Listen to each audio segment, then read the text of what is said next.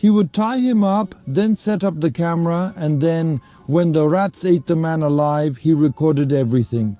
He watched those videos at home. He told that person that if God appeared within half an hour, he would spare their life. Apparently, he also fed them to crabs, for example. He also had rules. First of all, he didn't kill women and children, and secondly, he didn't work on Sundays and holidays. Hi, welcome to another episode of Criminality Patrol. Today, the story is a bit different. This man himself said that he could be the biggest nightmare anyone could ever dream of. He went through a huge journey, a huge evolution, mainly I would say a psychological one. From the moment he was called a dumb Pole to the moment when everyone started to fear him, and his name and nickname, Iceman, meaning the man of ice, inspired terror practically all over the world.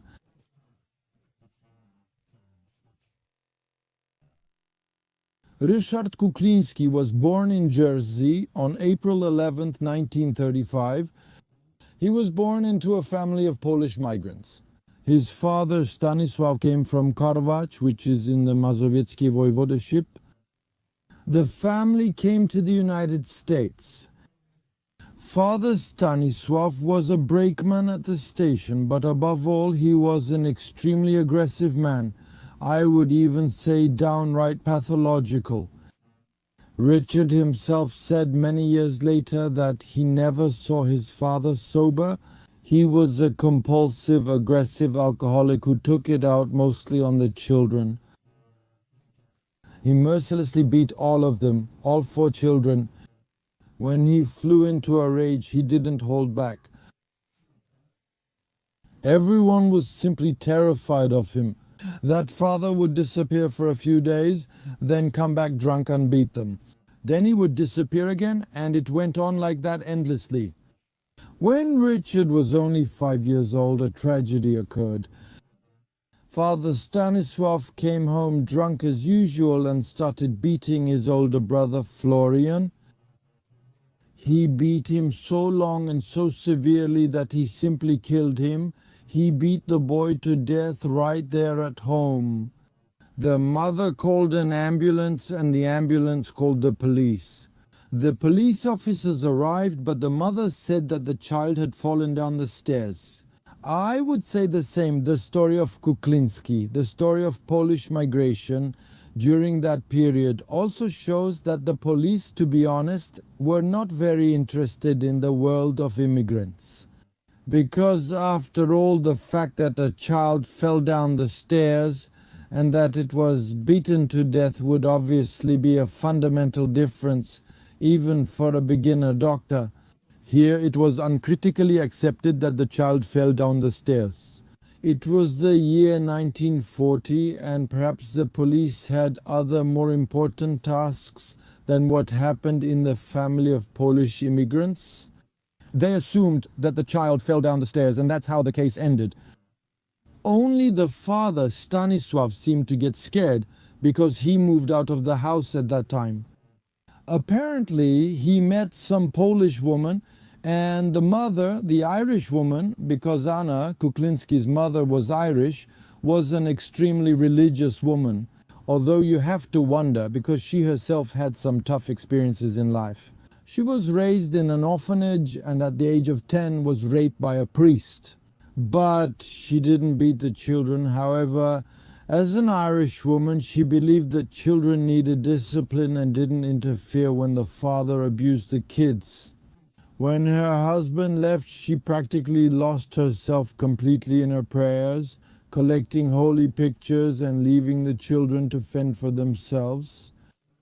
Richard himself, as a little boy, saw how his father beat his brother to death. He saw it with his own eyes, and I think that was the first negative psychological change in his life.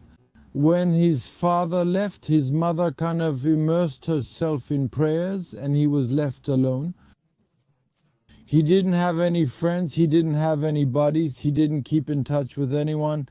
Anyway, people looked at him, I would say, with a lot of disapproval, mainly because Richard, little Ricio in Polish, used to abuse animals. He especially enjoyed tormenting animals. He would pour gasoline on cats or dogs, and then he would set them on fire and watch as those animals died in agony. That was his first experience with death. He tortured animals in such a sadistic way.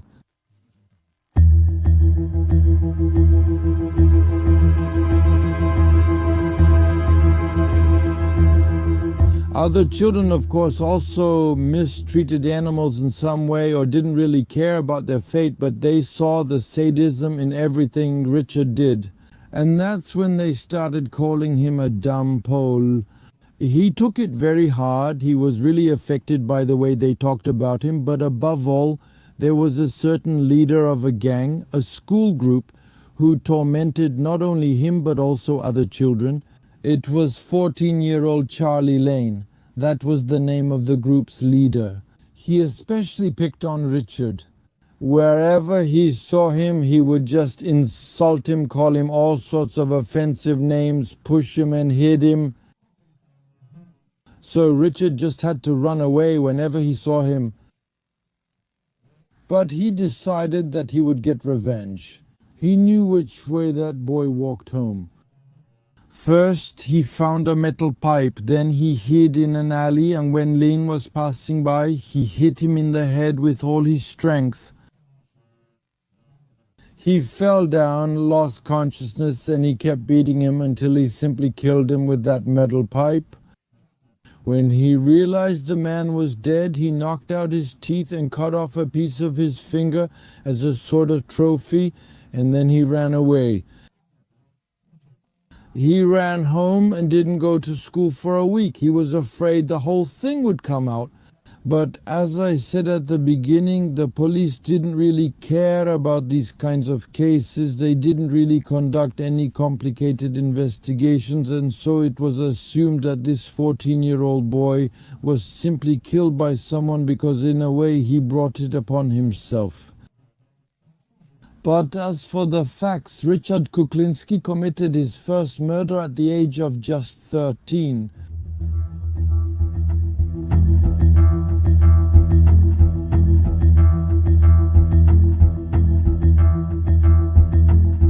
Well, that first murder gave him such confidence in his own strength, in his own abilities. It gave him the conviction that he could decide about someone else's life or death. Practically speaking, you could say that from the age of 13 or 14, Richard Kuklinski killed serially. At first, he only killed homeless people. He would watch for them, sometimes provoke them. He provoked them to say something to him, and then he already had a gun. His favorite weapon was a .22 caliber pistol. He liked the moment when he put the barrel of such a pistol to the head of the person he was about to shoot and saw the terror in their eyes. He saw fear. That gave him satisfaction. Sometimes he said he didn't feel anything, but as a rule it was that he felt, well, this kind of satisfaction, this pleasure from the fact that he was about to kill someone. He also provoked some people. Sometimes if someone said something to him, he could follow that person around for half a day before killing them. He didn't just shoot, he also set things on fire. Sometimes he would take a metal or wooden club and just beat someone to death with it. There were also situations like, for example, when he once drove to Georgia driving his own car. At that time, a group of men, I think they were drunk, were driving several cars. They basically provoked him because they cut him off and caused some kind of collision. Seeing they had the advantage, they got out of the car. He also got out, then pulled out a pistol and shot everyone on the road. It's a constant series of different kinds of murders, but this is the first stage, so to speak, in his killing. As a rule, apart from those cases of shooting those few men or other such individual examples, generally he killed homeless people. he was unpunished. Again, the police weren't really able to connect the facts. They probably didn't really want to deal with homeless people either. He also knew how to hide the bodies. Most often, he would cut up the bodies, quarter them, divide them into parts, so that later it would be easier to hide the individual parts of the murdered person somewhere. He didn't just hide them, because apparently he also fed them to crabs, for example.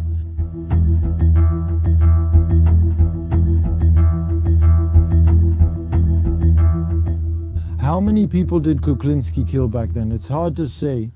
We probably don't know the whole truth about him either. It's estimated, some say, that he might have killed around 100, maybe 150 people back then. For the most part, as I said, they were homeless people. In 1961, Kuklinski already has a steady job.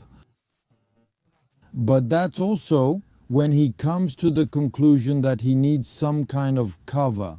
That cover was an ordinary family. He meets an Italian woman named Barbara, and then they get married.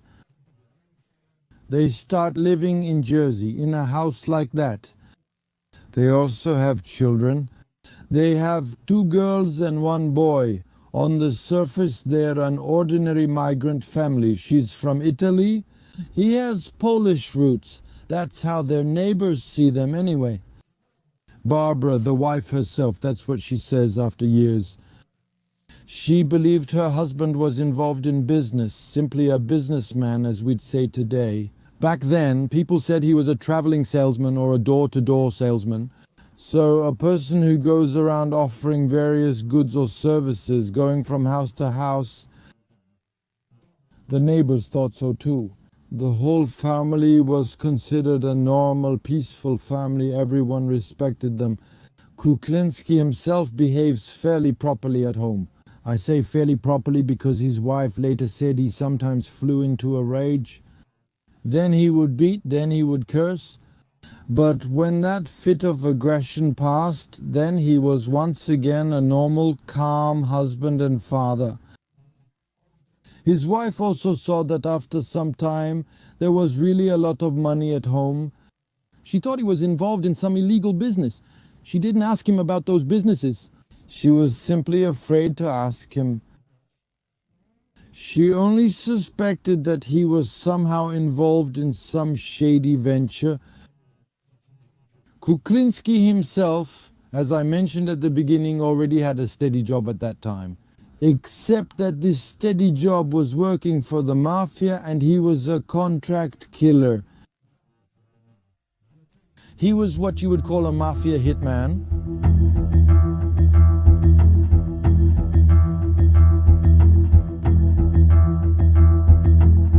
But before Kuklinski, at the age of 26, got this steady job, meaning he became a Mafia hitman, mainly for the Gambino family.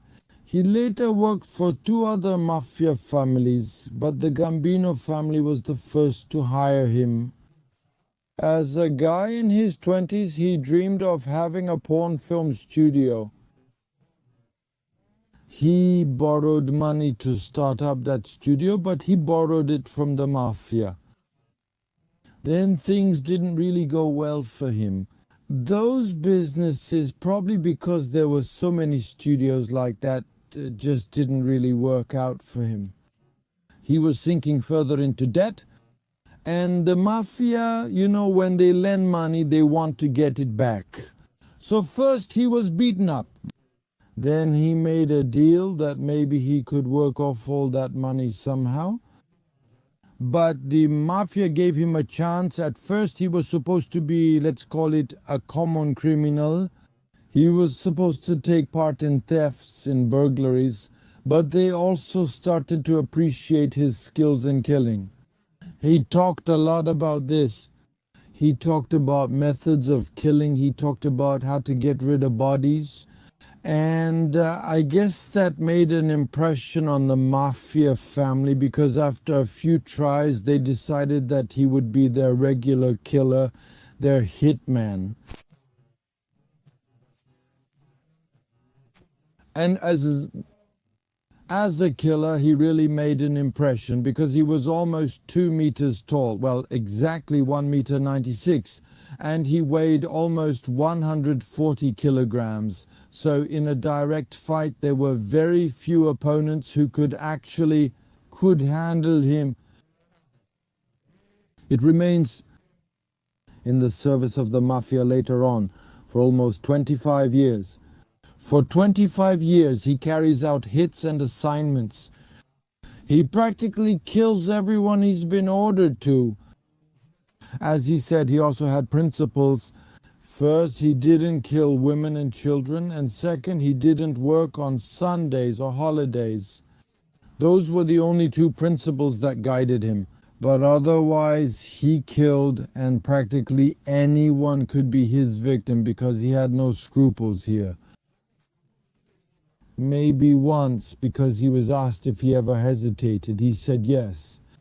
Then he put the gun to that person's head. That person prayed fervently, said they were a believer, and he told them that if God appeared within half an hour, he would spare their life. But as you can imagine, God did not appear, so he shot that person.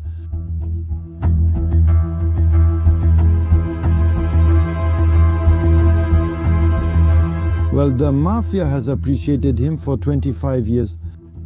He really is a diligent worker. Above all, the Mafia appreciates his skills in covering up traces, especially how he got rid of bodies. And that's when he got the nickname Iceman. First of all, because he bought a freezer like that. It was a car that used to transport ice, I think. He hid that car far away in a very hard-to-reach place. And after the murder, he transported the body there. He also dismembered it there. He did it firstly in order to get rid of the body.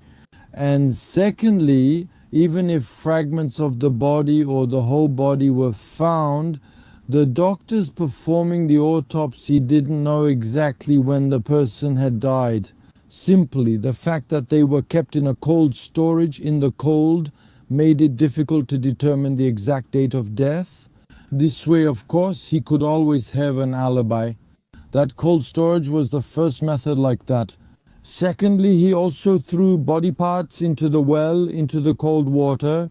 That's where the nickname comes from. And finally, he befriended a man who had a mobile ice cream business. Well, it seems that this man, while selling ice cream, was also transporting the bodies of people he had killed.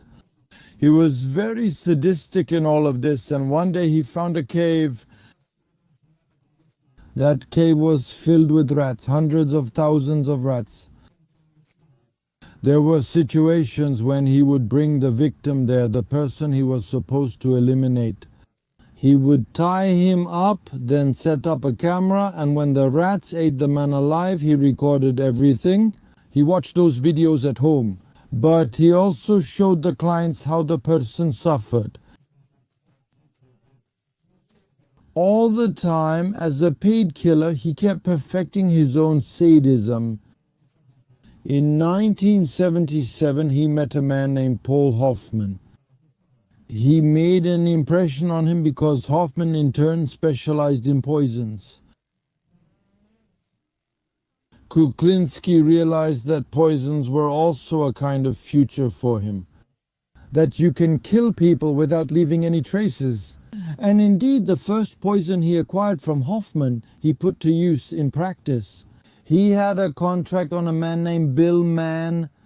He went out for a drink with him, and during or after having that drink, the man died. It was even determined that he died of a heart attack. For 25 years, in fact, neither the police nor the FBI nor any other agencies realized that Kuklinski, the man living in a house with his family, was a paid serial killer murdering people. Let's say in numbers that are hard to even imagine. These were literally serial murders, murders committed with extraordinary cruelty. After some time, but that was already practically the year 1980, they started to associate Kuklinski that he was the last one with the person or with the people who suddenly either were murdered or disappeared somewhere. And he also wasn't associated with the Mafia. They weren't associated with those Mafia families, but they were associated with the porn industry. Well, Kuklinski always, so to speak, had that drive. He got involved in all sorts of businesses while killing people. He also simply traded pornographic tapes. 2 men. The first one disappeared in 1980. That's a certain George Maliban. He wanted to sell tapes with porn movies. The last person who saw him was Kuklinski. Maliban had $27,000 on him, and then he just disappeared. The second was a year later, a certain Louis Masgai. He also wanted to sell tapes with porn movies. This guy had $95,000 on him, not exactly on him, more like hidden in the seat or somewhere in the car's hood. These 2 men were connected specifically with Kuklinski, only in the sense that they arranged to meet him for a transaction. The next piece of information was about a certain group of thieves, burglars, who worked for the Mafia. Kuklinski simply supervised them. One of them, a certain George Smith, was the leader of this group of thieves who stole for the Mafia. He was found dead. Later, another member of the same group was found. And again, these people were last scheduled to meet with Kuklinski. Here the police began to conclude that Kuklinski was simply the man behind their disappearance or death. Finally, Paul Hoffman also disappeared, the one who supplied him with poison. And he also disappeared after arranging to meet with Kuklinski. He was simply supposed to fill a prescription that Kuklinski had prepared for him.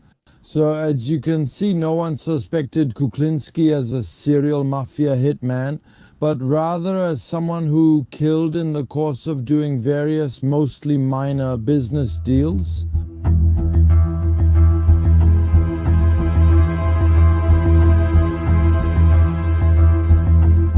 So the investigation basically lasts for several years. The police don't have any clear evidence against Kuklinski. There's no other way, because they definitely won't get that evidence. Actually, in all of this, he's so cunning that he manages to cover his tracks. That's when Dominique Polifron appears. Dominique Polifron is an experienced agent, a police officer working undercover. He also infiltrates the Mafia structure. He pretends to be an arms dealer. He pretends to be someone who also deals in poisons. He makes contact here with Kuklinski. Kuklinski is initially distant. He is very distrustful, but he hears that the other man can get hydrogen cyanide. He suspects that he might use this hydrogen cyanide in the murders he commits.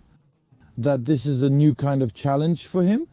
He slowly starts to warm up to this undercover agent. And he starts planning various kinds of murders using hydrogen cyanide, which Polifron is supposed to provide him with. They also often talk on the phone. Polifron records these conversations, and Kuklinski talks here. He talks not only about having to kill someone, about wanting to use that hydrogen cyanide, but he also talks about other murders he committed earlier. These recordings become the key evidence against Kuklinski. These are concrete pieces of his confession. Of course, here they were verified with the victims, with the bodies, or with the body fragments that the police found. Some were not found at all. Nevertheless, a decision is made here to detain Kuklinski. But this is already the year 1986 and Kuklinski is 51 years old at that time.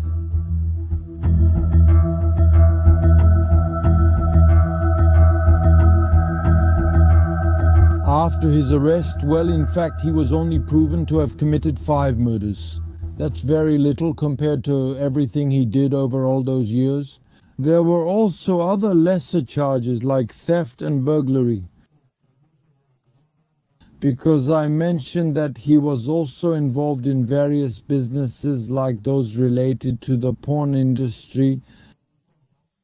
He got 5 life sentences. It turned out that after all those sentences, according to American law, he would be able to apply for parole at the age of 165, so it would be rather difficult. Well, when he realized that he would never get out of prison, he became a kind of celebrity in prison. He received writers and screenwriters. He received journalists. He talked a lot about what he did. They even made a biographical film. You can find an interview with him in his cell. I would say this, he talked a lot, he said a lot, I think he exaggerated some things. It doesn't really seem like he was telling the truth about some things. I think he was saying it more for show, because after all, he was getting paid for everything he said. A lot of that money went to his wife, Barbara. And while he was in that prison, he was kind of someone who was famous. And probably knowing that he would never get out, that also gave him some pleasure.